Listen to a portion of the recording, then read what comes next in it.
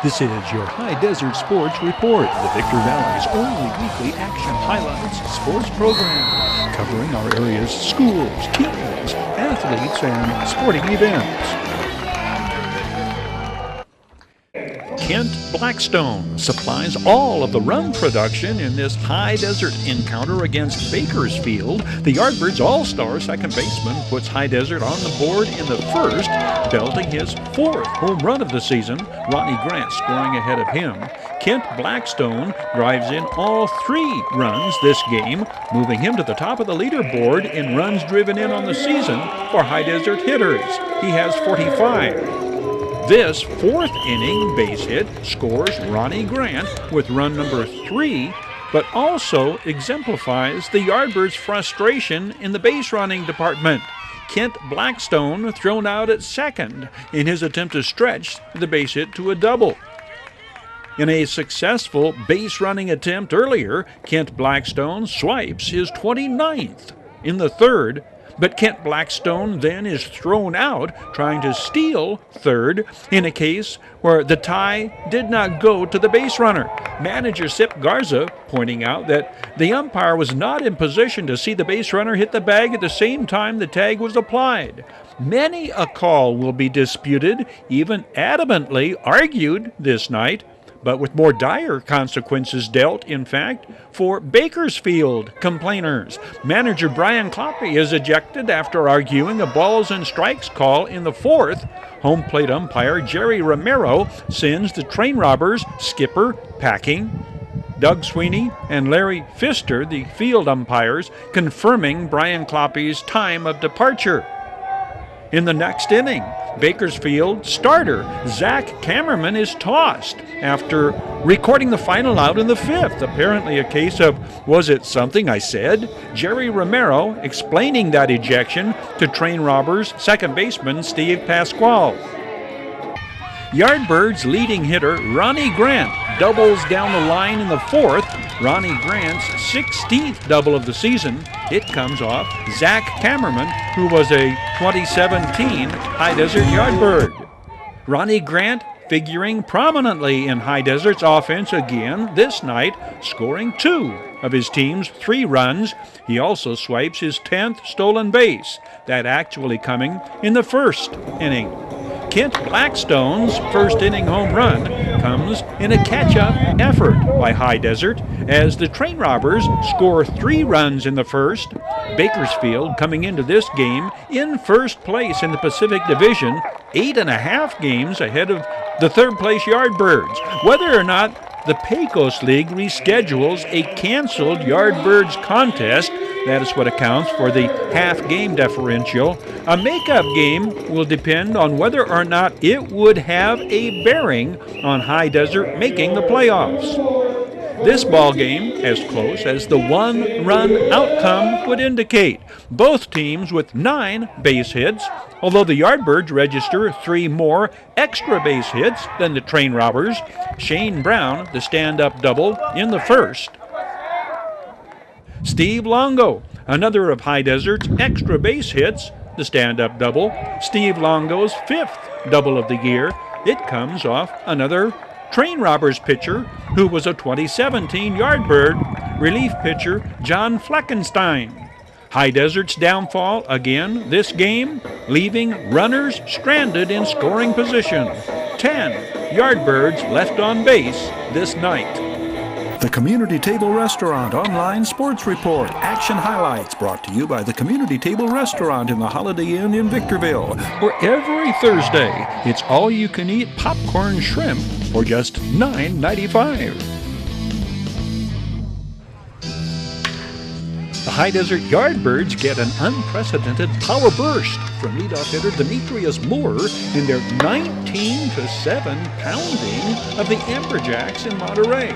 Demetrius Moore drives in a career-high 7 runs, becoming the first player in Yardbirds history to hit 3 home runs in one game. The Yardbirds erupt for 10 runs in the first 3 innings. Eric Schneider, a 3-hit, 3 RBI night that includes his 4th home run of the year. High Desert registers 23 hits against Amberjacks pitchers. Kent Blackstone contributed his 5th home run and hiked his team-leading RBI total to 47. The early offense enabled Adolfo Espinoza to coast to his team-high 5th victory of the season. Adolfo Espinoza worked the mandatory 5 innings to be eligible for the win, striking out 6 and leaving with an earned run average of 2.81, second lowest among all Pecos League starting pitchers. The Pecos League All-Star, Adolfo Espinoza, was the California Pecos Leaguers' starting pitcher in the All-Star game, was also among the 7 Yardbirds hitters registering multiple hit games in the blowout at Monterey. Eric Olivo, Jason Johnson Wilcoxon, and Ronnie Grant joining Demetrius Moore, Eric Schneider, and Kent Blackstone with multiple hit games. The Yardbirds, intent on having this road win launch a down-the-stretch winning streak that enables them to qualify for the postseason and go on to defend their 2017 Pecos League Championship. I-15 Auctions, sold on supporting High Desert Sports. I-15 Auctions, from estate auctions to high-quality used vehicles at low, low prices.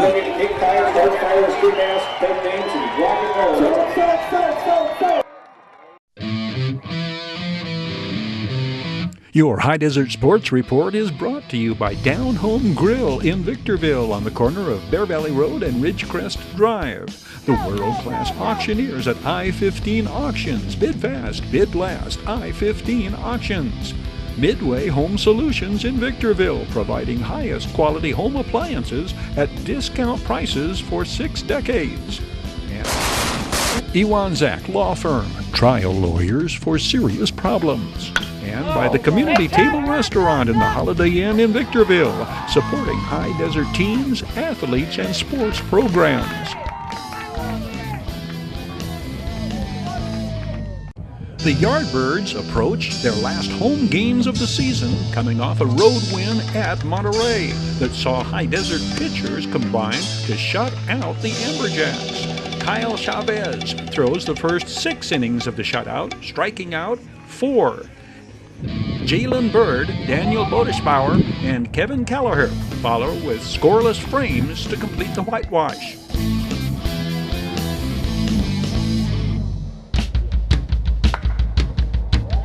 Eric Schneider, particularly hot-hitting of late, and Kent Blackstone homered in that 4-0 triumph over the Amberjacks. Kent Blackstone leads the team in runs driven in with 49. Jason Johnson Wilcoxon homered twice in a Yardbirds win at Monterey earlier in that road trip. Jason Johnson Wilcoxon leads High Desert in home runs with 11. How did the slugging outfielder wind up in Adelanto? Well, let's see. I played high school at Claremont High. It's not that far from here. And then after that, I went and took my first freshman year of college at Chaffee Community. Moved, took some time in between, ended up at San Bernardino Valley College, did well there, only 1 year there, and then after that I was off to Oklahoma Wesleyan, where I played 2 years there. Good team there? Great team there, yeah, I love that team, yeah. Everything about it was a good experience for me. Bit of a culture shock being from California and everything, and then going to Oklahoma and everything, but you know, I made the best of it. It was a good situation for me, and I learned a lot over there. All-star outfielder Ronnie Grant continues to lead the Yardbirds in a number of offensive categories, including runs scored, base hits, and hitting. Ronnie Grant is hitting .383, entering the final week of play.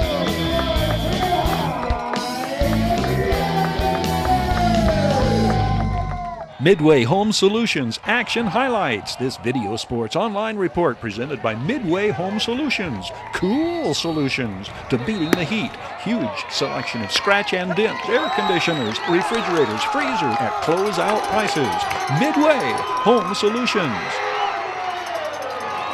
Terry Kurtz here, throwing you an invitation to catch the 30-minute Action Highlights program, your High Desert Sports Report, showing daily on the Victor Valley Television Network, victorvalleytv.com. The Yardbirds rally to stay alive in a tense and heated battle to the finish against California City, a game with all the intensity of a playoff game. The Whiptails act and react like they are the ones facing elimination. Whiptails skipper Dave Peterson goes ballistic and gets ejected after High Desert rallies for a pair of go-ahead runs in the 7th, this ejection in the 8th of what ends in an 8-6 Yardbirds victory. A Cal City win would have mathematically eliminated High Desert from a playoff berth. The win leaves the Yardbirds 2 games behind the Whiptails in the loss column, with 3, possibly 4, regular season games remaining. Early run production comes from a highly unexpected source. Pitcher Cade Wagner, with a 2-strike count, chops the base hit over the head of third baseman Nick Snyder and down the left field line, scoring Shane Brown, then Steve Longo, tying the score at 4 in the 3rd. Jason Johnson Wilcoxon gets High Desert's 3rd inning rally started with the leadoff single the other way. First of 3 hits on the night for the Yardbirds right fielder. High Desert catches a break. Shane Brown's grounder to short is misplayed, enabling Jason Johnson Wilcoxon to hustle to 3rd. Runners on the corners with nobody out. Steve Longo, who had scored High Desert's first run the inning prior, makes it 2 straight base hits. The single over the infield sends Jason Johnson Wilcoxon home with Yardbirds run number 2. Jake Marshall walks to load the bases for unlikely hitting hero Cade Wagner. This is when and where Cade Wagner comes through big time when his ground ball takes the big hop over the third baseman's head. Steve Longo scores for the 2nd time, following Shane Brown across. The 2-run single evens the score at 4, taking Cade Wagner off the hook in his starting pitcher assignment. Speaking of, Cade Wagner works 6 innings, shutting out the Whiptails in innings 3, 4, and 5 after Cal City had scored 2 in the 1st and 2 more in the 2nd to take a 4-0 lead. Cade Wagner strikes out 3 in his 6 innings of work, leaving with the score once more tied at 6. Shane Brown is aboard in the 4th. Again, the ball bounces High Desert's way, this time off pitcher Ty Rowe's back foot, off the bat of Aaron Cook. At this point, the game is tied at 4. From this vantage point, we see the hard shot glance off the back foot of Ty Rowe, scored as a base hit all the way for Aaron Cook. 2 hits on the night for the Yardbirds middle infielder, and he will enter the next day's game with a .314 batting average. Shane Brown's mom, Sandy, has traversed the continent, traveling from Orlando, Florida, to see her son play his final games of the 2018 campaign. Jake Marshall at the plate. The pitch in the dirt goes to the backstop. Shane Brown crosses the plate with the go-ahead run, making it 5-4, High Desert. One ponders just how many times over the years Shane Brown's mom has been there keeping her own scorebook, annotating son Shane scoring a run. Shane Brown is the Yardbirds player exception to the age limit of 26. Shane Brown played Double-A ball in the New York Yankees minor league system. He was drafted by the Yankees in the 23rd round 8 years ago. Yeah, I'm having fun. Thank you. The Yardbirds take a 2-run lead in the 5th. Jason Johnson Wilcoxon drives it into the corner, enabling Ronnie Grant to score easily from 2nd. This camera angle gives you a better look at left fielder Eli Roundtree's valiant attempt to make a diving catch. 2nd time a Jason Johnson Wilcoxon base hit figures in High Desert's run production. Ronnie Grant scores twice this game. He leads the Yardbirds in runs scored with 58 in his 52 games played. Ronnie Grant drives it down the line in the 7th. 17th double of the year for Ronnie Grant, tied for the team lead in doubles with Kent Blackstone. Kent Blackstone's 17th double comes on the next play. The drive to left center field sends Ronnie Grant home, and High Desert is ahead to stay. 50th run driven in for Kent Blackstone. It is 7-6 High Desert. Jason Johnson Wilcoxon comes through again. His third hit of the game enables the speedy Kent Blackstone to score easily from second. When you combine the runs driven in totals by Jason Johnson Wilcoxon under that name and under just Jason Wilcoxon, he has 53 and leads the Yardbirds in the RBI department. More importantly, the Yardbirds now lead the Whiptails 8-6. Greg Gosden follows Cade Wagner on the mound and throws 2 scoreless innings to earn the win. The matter of the all-important save is left up to Avery Brandon, who records 1 strikeout in the 9th. Whiptails All-Star shortstop Scott Stetson. That is Avery Brandon's 24th strikeout in 26 innings of work. Avery Brandon induces 2017 Yardbird Whiptails catcher Peter Penna to lift the high pop-up put away by Yardbirds second baseman Steve Longo. Avery Brandon's team-high 8th save is in the book. High Desert's 29th win of the season leaves them needing a win against Bakersfield the next night to pull to 500 on the year and keep playoff hopes flickering. We flash back to Yardbirds highlights 2017 and a battle against Bakersfield that yields High Desert's highest scoring inning of the season. The High Desert Yardbirds score 10 runs in the 4th inning on their way to a Sunday triumph over Bakersfield. Every position player in the lineup hits safely, 7 with multiple hit games in the 15-12 slugfest. Blake Butcher homers, doubles, and drives in 3 runs. Blaine Swift singles twice, steals a base, and scores 2 runs in the 4th inning outburst. The victory pulls High Desert within 2 games of the Train Robbers for second place in the Pecos League California Division. The ramifications and positive impact of this win, immeasurable. Newly named manager Chance Sharp orchestrating his team's first victory since the All-Star break. High Desert coming off back-to-back home field losses to the Hollywood Stars. Among other notables, the triumph requires a Yardbirds come-from-behind effort. Bakersfield All-Star shortstop Austin Hoffman drives it into the left field corner. Kyle Ulandy scores, followed by All-Star Willie Etherton scoring from first. The Train Robbers go ahead 2-0 in the first. Every Yardbird in the lineup makes significant contributions, led by leadoff hitter Dominic Zayer, who collects 3 hits and scores 3 runs on the night. Dominic Zayer advances to second on an erroneous pickoff attempt following his leadoff single.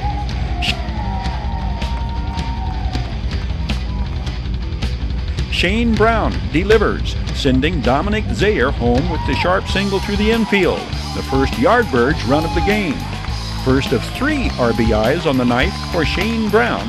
Among the challenges for skipper Chance Sharp putting together a lineup and batting order to snap the Yardbirds' inability to score runs early, a major problem in the back-to-back setbacks to the Stars. The winning formula includes a combination of recently acquired Yardbirds and established players. Blake Butcher makes Chance Sharp look brilliant by blasting his first home run of the year over the Barstow Outlet Mall Lady on the Billboard banner in left field. The drive coming on a 2-strike count. Scoring alongside Blake Butcher, relative newcomer Donald Glover. High Desert takes a 3-2 lead heading into the second. Bakersfield responds with a 3-run second. Train Robbers manager Bill Moore lobbies umpire Jerry Romero for more to no avail. This video journalist has taken shots at the Bakersfield skipper for his obligatory arguments, it seems, every game, but the wily veteran is the winningest manager in Pecos League history and is genuinely loved and respected by his ball players. High Desert again faces a 2-run deficit, and Dominic Zayer again sparks the rally with the leadoff single in the third. The Yardbirds cut the Bakersfield lead to 1 on Shane Brown's base hit that scores Dylan Kester, who had reached base on a fielder's choice and stolen second. End of 3, Train Robbers still lead 5-4. Tremendous defensive effort by Donald Glover, the diving try on the liner to left. Bakersfield adds another in their half of the fourth. All-star Jay Stout scoring on Kyle Eulandy's base hit. 6-4 train robbers preceding High Desert's 10-run explosion forthcoming. The Yardbirds answer to the Energizer Bunny. Blaine Swift singles sharply to right, leading off High Desert's half of the fourth.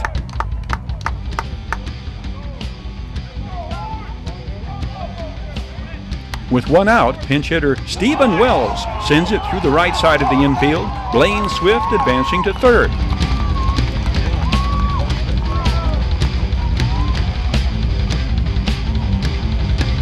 Up steps. Right man, right time, right place. Dominic Zayer, who drives in Blaine Swift to cut the train robbers' lead to 1-6-5. We are witnessing what becomes the highest scoring inning in Yardbirds' brief franchise history. Huge at-bat here. Dylan Kester breaks through the fog of an 0-for-7 slump, pumped up by the confidence instilled by skipper Chance Sharp, reinserting him into the two-hole in the lineup. The base hit to right drives in Stephen Wells, and the score is tied at 6. Dylan Kester steals second, 13th stolen base for the Pecos League All-Star, one stolen base behind team leader Shane Sharkey in the stolen base department. Another huge at-bat. Donald Glover strokes the base hit through the right side, sending the speedy Dylan Kester home from second with the go-ahead run. This is the timely base hit High Desert had lacked when trying to complete come-from-behind rallies the two previous ballgames. Blake Butcher drives in Donald Glover with Yardbirds run number 10 and beats the throw from all-star right fielder Jay Stout, sliding into second with the RBI double. We are at the midway mark of scoring highlights in this fourth inning alone. Shane Sharkey further incites the rebellion. The drive into the alley in right center field plates Blake Butcher, and Shane Sharkey barrels headfirst into third with the triple. The Superman in Clark Kent glasses confirms the Yardbirds are alive and well and back with a vengeance. Blaine Swift's second base hit of the inning makes it 12-6. Shane Sharkey scoring easily from third. 7th run of the 10-run frame for the surging Yardbirds. Blaine Swift wastes no time in swiping second, going on the first pitch to Yuta Okazaki. Stolen base 14 for Blaine Swift, pulling him even with Shane Sharkey for team-leading honors in the larceny category. In no way underestimate the importance of this at-bat in the confidence restoration project. Yuta Okazaki rips the base hit to right. Swift of foot Blaine Swift scores from second. Hope you notice the plan of attack of High Desert hitters, taking the away pitch the other way, time after time after time. Time for another Dylan Kester perfectly executed at bat. No one better suited nor deserving than Dylan Kester to cap the 10-run rally. The Hawkeye State rookie goes the other way, driving in Yuta Okazaki. 14-6. High Desert into 4. We all know no lead is safe, especially when Bakersfield is the foe, and particularly when your defense is shaky at best. High Desert commits 5 errors this night. Bakersfield rallies for 1 in the 6th and 3 more in the 7th to pull within 4, 14-10, entering the Yardbirds' half of the 7th. The train robbers commit 3 errors themselves. All-star center fielder Lawrence Chavez misplays the drive off the bat of Dominic Zayer, and the Yardbirds' offense is back in business. Defensive lapses aid in the Bakersfield, adding single runs in the 8th and 9th, and High Desert holds on for its much-needed win, heading into a next-day doubleheader at Bakersfield. The Apple Valley Unified School District achieved milestone and breakthrough accomplishments the past year, including Sitting Bull Academy is designated a School of Character, the only school in California receiving that designation. Granite Hills High School expands its Great Academy, installing a state-of-the-art recording studio. Elementary schools restore full-scale band programs. These Apple Valley High School welders advanced to national finals in Skills USA competition. Sitting Bull Academy is the only school in California designated a state school of character. Well, some of the ways that the character has been built among the students is that we have many activities and we get to interact a lot with each other. The staff is really kind. And one of the things I think made it rank so high is we do all kinds of different assemblies about it. And they follow up with the assemblies afterwards. I think some things that go on at Sitting Bull Academy for the Character Award are just group activities that boost morale, and we have an amazing principal who thinks that character is the #1 priority. The emphasis on character has long been a priority. This interview from 2012. We kind of adopted more than one character education program to kind of make it our own. We started off, I had the teachers trained in character counts. The GREAT stands for obviously Granite Recording and Entertainment Arts Training. The instrumental portion of it is just to supplement our other 4 components. There really is 4 components to the GREAT Academy. We're unveiling the first 2 here in this next year, and we'll be subsequently unveiling the next 2 components over the subsequent years. Well, the performing arts has so many different aspects about it. We're going to be teaching entrepreneurship. We're going to be teaching about entertainment law. We're going to be essentially trying to go ahead and give the kids that want to go into the entertainment industry a well-rounded picture. So the recording part is we have a fully functional professional recording studio with Pro Tools HD. We use industry standard equipment, universal audio interfaces. Because we're going to get like the camera equipment and like professional cameras and stuff. Something that we get to do is we get to make career portfolios. Wow. We get to do marketing, and we get to do tutorials. And CTE, again, is career technical education. We're a career technical pathway that allows students the opportunity to enter into career right out of high school. As for career technical pathways, these Apple Valley High School fabrication and welding students graduate with a high-paying full-time job already offered. 3 Apple Valley High School fabrication and welding students compete in Kentucky in the National Skills USA Welding Finals. The captain and then the stick welder or arc welding. I'm oxy welding, or MIG welding, and some flux core welding, so kind of an all-around everything I do. I'm the TIG welder. What is it? The TIG welder. What is a TIG welder? It's a different process of welding. The consumable electrode melts the metal, and you dip a filler rod into it to make the weld.